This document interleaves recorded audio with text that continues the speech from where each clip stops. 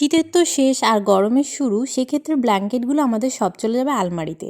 আর এই ব্ল্যাঙ্কেটগুলো একদম পরিষ্কার করে নতুনের মতো রাখতে পারবে একদম বাড়িতেই। তো কিভাবে? তো চলো পুরো ভিডিওটা দেখতে থাকো। প্রথমে দেখো একটা পাত্রে উষ্ণ গরম জল নিয়ে নাও, তারপর নিয়ে নাও বেকিং সোডা।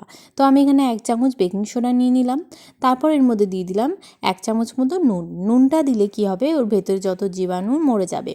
তারপরে দেখো যে কোনো একটা শ্যাম্পু নিয়ে নাও। আমি এখানে দেখো একটা শ্যাম্পু নিয়ে একটু অল্প একটু শ্যাম্পু দিয়ে নিলাম। তারপরে দিয়ে দিলাম 1 চামচ ভিনিগার। দিয়ে সমস্ত কিছু দেখো ভালোভাবে একটু মিক্স করে নাও, ঠিক এইভাবে মিক্স করে নাও। তারপর দেখো আমি এখানে ব্ল্যাঙ্কেটটা এই যে পুরো লম্বা করে পেতে নিয়েছি। তারপর এরকম একটা সুতির কাপড় নিয়ে নাও, তারপর যে কোনো একটা এরকম ঢাকনা নিয়ে নাও।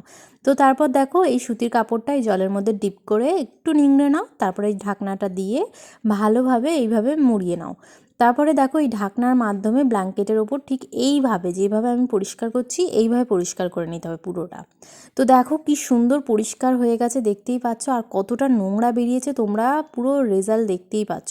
জলের কালারটাও পর্যন্ত চেঞ্জ হয়ে গেছে।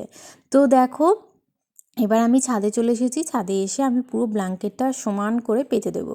দিয়ে কড়কড়ে রোদ্দুরে আমি ভালোভাবে শুকিয়ে নেব। তো দেখো একদম নতুনের মতো করছে, দেখতেই পাচ্ছ। তারপর গুটিয়ে আমি রেখে দেবো। তো তোমাদের কেমন লাগলো ভিডিওটা অবশ্যই কমেন্ট করে দাও, আর বন্ধুদের সাথে শেয়ার করে দাও। টাটা।